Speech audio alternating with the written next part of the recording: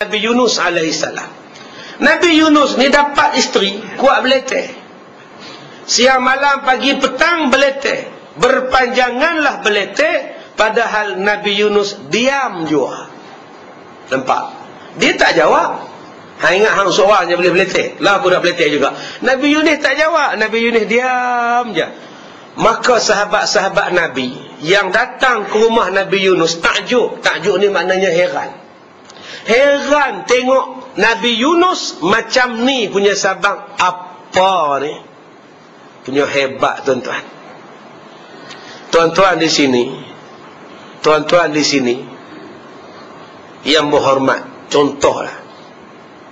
Bila sebut yang berhormat ni, masa jadi yang berhormat, orang nak main jumpa ni penuh.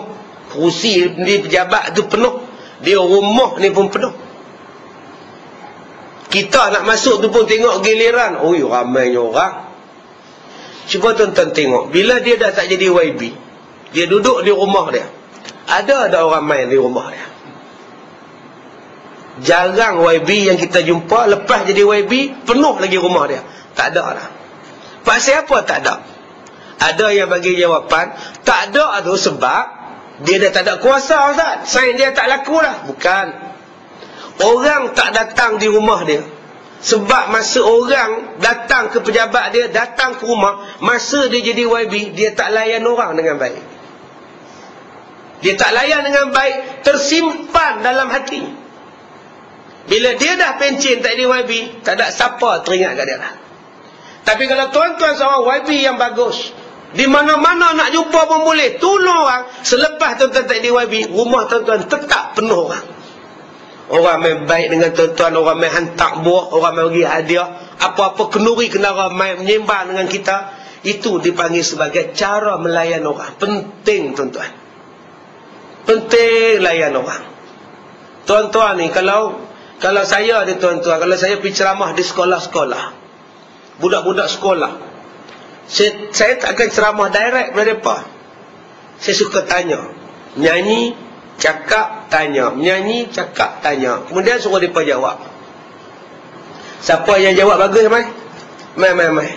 Ni, Ustaz bagi RM10. Bagus jawapan. Tuan-tuan ingat bagi RM10 tu dia lupa ke? Sampai ketua dia ingat. Besok dia keluar universiti, dia dah kerja, dia jumpa Ustaz kan, dia duduk bongkok tengah jalan, pakai jubah pergi masjid. Dia berhenti kereta. Ustaz, ingat saya tak? Tak ingat lah. Hang siapa? Ada Ustaz main ceramah tu, Ustaz bagi RM10 kat saya. Saya ingat tak? Saya ingat tak? Banyak saya bagi. Saya salah seorang. Tambah-tambah kalau tuan-tuan bagi benda yang berharga, lagi dia ingat. Ni, tuan-tuan bagi pen. Budak cerdik, bagus sungguh. Asal tanya jawab, asal jawab tanya. Bagus sungguh kamu nah, Ustaz bagi pen untuk kamu. Pen Ustaz ni cantik ni, nah, hadiah. Gunakan pen ni. Dia simpan pen ni sampai bila-bila tuan-tuan. Itulah nama dia perasaan. Yang itulah cara nak tackle orang. Daripada hati. Ada tak kita nak tackle isteri kita dengan macam itu? Ada tak kita nak tackle anak-anak kita macam itu? Sesuatu yang menyentuh jiwa dia. Bila sahabat-sahabat Nabi Yunus heran kepada Nabi Yunus sebab tak menjawab, maka berkata Nabi Yunus alaihissalam, jangan kamu takjub. Maka bahwasanya aku yang minta kepada Allah dapat isteri macam itu. Subhanallah. Dia kata jangan duk heran lah. Sebenarnya aku yang minta pada Tuhan, ya Allah, kalau nak bagi isteri pada aku, bagilah yang kuat beletih, ya Allah. Allah makbul doa. Pelik sungguh. Kalau kita lah yang mana belum kahwin lah, yang mana dah kahwin dulu dan dia, yang mana belum kahwin macam mana? Tengok ni lawa, kalau lah aku dapat ni, ya Allah, seronoknya aku sebulan aku tak keluar rumah. 4 kali tak sembahyang Jumaat. Bukan kata semua. Bukan kata 3 kali, 4 kali Jumaat tak keluar rumah. Cuba tengok Nabi Yunus. Ya Allah, kalau nak bagi isteri pada aku, ya Allah, jodohkan aku dengan perempuan yang kuat beletih. Maka dikatakanlah, hai Tuhanku, barang yang seksa kepada aku, sama ada dengan di akhirat, maka segerakanlah olehmu akan dakwakan dia bagiku dalam dunia. Kalaulah benda tu menyusahkan aku dari akhirat, engkau bagilah sekarang di dunia supaya aku tak susah di negeri akhirat. Maka firman Allah Ta'ala, maka bahawa sesungguhnya siksaanmu dalam dunia apabila kamu berkahwin dengan anak si fulan, kamu jadikan isteri dengan dia. Maka Nabi Yunus pun kahwin dengan dia. Aku pun berkahwin dengan perempuan itu. Aku sabar dengan kesakitan yang perempuan ini buat kepada aku, supaya nanti di hari kiamat senang aku masuk syurga. Jadi tuan-tuan, kalau isteri tuan-tuan buat macam-macam pada tuan-tuan, sabar tuan-tuan, senang masuk syurga. Ya, berehat sekejap, isteri dah merajuk, bekerja teruk, takut reput tulang. Menyanyi seorang-seorang, beginilah nasib diriku yang malang, oh Tuhan. Kalau tuan-tuan dapat isteri yang kuat beletih, sabar, syurga menanti tuan-tuan. Jadi akak-akak beletih lah rajin-rajin, insya-Allah dapatlah suami itu syurga. Ragging lah suami ni banyak-banyak, pijaklah dia, strekalah badannya, suami itu sabarnya, syurga suami itu. Tapi setengah orang tak faham, dia kata takut ke bini. Kalau aku sepak lama lah, kalau aku buat penerajang lah, ada macam tu, tak hormat ke lelaki. Tapi kita tak faham, dia bukannya tak sayang pada isteri dia, dia sayang akhirat.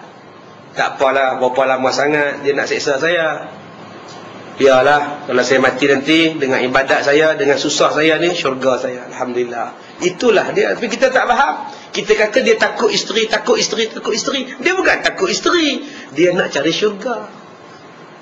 Okey, jadi ramai yang takut isteri ni, jangan salah faham, dia nak syurga. Baik, dan telah berkata Imam Ghazali rahimahullahu ta'ala, bermula sabar atas kesusahan isteri dan kesakitan yang disakiti oleh istrinya itu adalah setengah daripada faedah berkahwin.